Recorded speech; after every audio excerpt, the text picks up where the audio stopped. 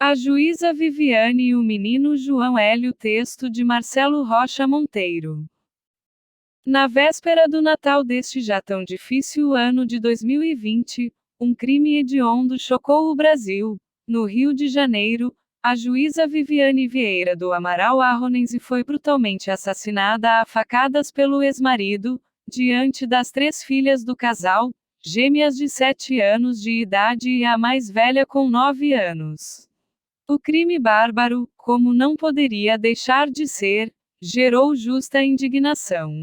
Gerou também alguns comentários absolutamente equivocados sobre nossa legislação penal, e demonstrou pela enésima vez a hipocrisia de parte de nossas classes falantes.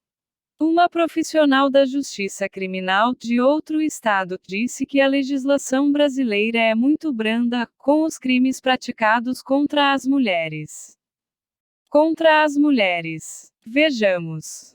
Em 2007, o menino João Hélio, de apenas 6 anos de idade, morreu após ser arrastado pelo asfalto das ruas da zona norte do Rio de Janeiro, preso pelo cinto de segurança ao automóvel de sua mãe, que havia acabado de ser roubado por 5 elementos que acharam que não valia a pena parar o carro para salvar a vida do menino.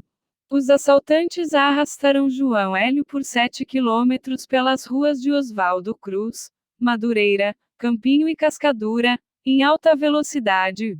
O menino ia batendo no asfalto, e assim perdeu alguns dedos e parte da cabeça. O crânio ficou esfacelado, pedaços de massa encefálica foram encontrados na rua Cerqueira d'Alto, na região, e o corpo, irreconhecível. Presos dias depois, os latrocidas foram condenados a penas de cerca de 40 anos de prisão, com exceção de um deles que, por ter 17 anos de idade, não podia ser processado criminalmente, muito novo para entender o que fez com João Hélio, diz a ficção estabelecida pela legislação brasileira.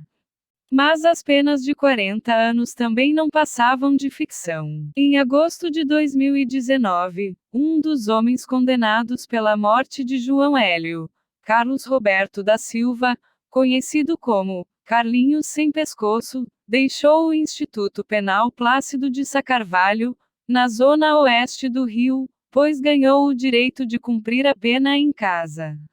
Cumprir pena em casa é mais uma ficção da lei penal brasileira. Curiosamente, esses mesmos setores que afirmam que punição não é solução e que prender não resolve, estão desde a véspera do Natal exigindo leis com punição mais dura para crimes contra as mulheres e uma pena de prisão exemplar para o assassino da juíza Viviane. São os mesmos setores que se esforçam para barrar qualquer mudança na lei de execução penal que permita que um latrocida condenado a 40 anos de prisão cumpra integralmente sua pena, ou pelo menos mais de 2/3 dela.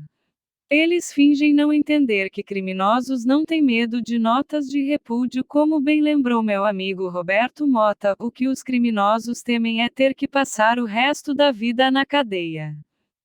Mas os nossos progressistas vão continuar lutando para que isso não aconteça com latrocidas, homicidas e muito menos, valha-nos Deus, com os traficantes, esses pequenos comerciantes de drogas, que não representam qualquer risco para a população porque, como sabemos todos, principalmente os cariocas, tráfico é um crime que não tem relação com violência, daí porque uma das principais bandeiras dessa turma é a soltura de traficantes. Muitos desses que aparentam sentir profunda indignação com o hediondo crime de que foi vítima a juíza Viviane são os mesmos que pediram ou aplaudiram a decisão ilegal do STF que, na prática, liberou a atividade do crime organizado em mais de 1.400 comunidades no estado do Rio de Janeiro ao proibir operações policiais nessas localidades usando como esdrúxulo pretexto a pandemia do coronavírus. Como se vê, a indignação deles com criminosos é altamente seletiva, depende do caso se enquadrar ou não na agenda da militância progressista identitária. Nossa sincera solidariedade à família da juíza Viviane, bem como a família do menino João Hélio, cuja morte, infelizmente, não mereceu nota de repúdio dos progressistas e de tantas e tantas vítimas esquecidas, não importando gênero, cor da pele, orientação sexual ou o que for. O Brasil, em 2017, teve mais de 60 mil vítimas de homicídio e latrocínio, das quais cerca de 90% eram do sexo masculino. Por mais que a militância progressista tente negar a realidade, esse morticínio não tem como causa principal o machismo, ou a cultura do patriarcado. Também não são a desigualdade de gênero, a cor da pele ou a preferência sexual que explicam os inacreditáveis mais de 2 milhões de assaltos, roubos, em geral à mão armada, sofridos por brasileiros anualmente, um a cada 3 minutos, provavelmente um recorde mundial. O que explica esses índices de criminalidade surreais é a impunidade. Eu desejaria do fundo do coração que o assassino da juíza Viviane passasse os próximos 40 anos na cadeia, e quando eu digo cadeia, me refiro à cadeia de verdade, ou seja, prisão em regime fechado. Infelizmente, porém, a militância dos bondosos progressistas contra o punitivismo não deixa que isso aconteça. Existe o risco de, quando o assassino de Viviane voltar às ruas no regime semiaberto, inclusive na saída temporária do Dia dos Pais, suas filhas mais novas sejam ainda adolescentes. Desde o último dia 24, a turma do Prender Não Resolve, companheiros, está mordendo a língua e pedindo punição exemplar para o criminoso.